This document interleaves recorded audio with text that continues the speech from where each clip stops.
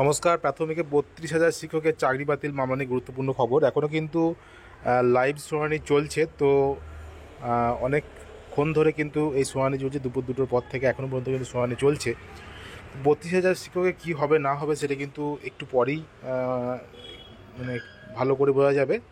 যদিও আজকে হয়তো শুনানি পর্ব হয়তো শেষ হবে না, পরবর্তী সময় আরও শুনানি দিতে পারে, কিন্তু এখনও পর্যন্ত অনেক সময় ধরে প্রায় ২ ঘন্টা ধরে কিন্তু শুনানি চলছে এবং জোর সওয়াল কিন্তু করছেন আইনজীবীরা। এবং সেখানে এই কথাটা উঠেছে যে অ্যাপটিটিউড টেস্টের কথা, যে কোনো ইন্টারভিউয়ার বলছে অ্যাপটিটিউড টেস্ট নিয়েছে, কোনো ইন্টারভিউয়ার বলছে অ্যাপটিটিউড টেস্ট নেয়নি।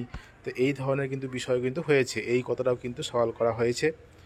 তো তার মাঝে কি হবে, এবং এটা এটা কিন্তু শোনা গেছে যে দুর্নীতির সময় কিন্তু আপোস করা হবে না কোনো রকম।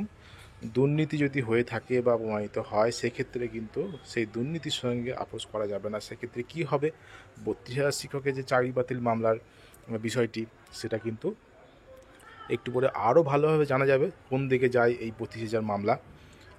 তো খুবই গুরুত্বপূর্ণ এই সময়ে যে খবর, যে বিভিন্ন ক্ষেত্রের যে বিষয়গুলি সেগুলি কিন্তু তুলে ধরা হচ্ছে, তুলে ধরেছে যে হাইকোর্টের সিঙ্গেল বেঞ্চের কী রায় এসেছিল, কি তার পরবর্তী সময়ে অ্যাপটিটিউড টেস্ট নিয়ে কথা ওঠে, এবং সেক্ষেত্রে কিন্তু শুনানি পক্ষে কিন্তু চলছে।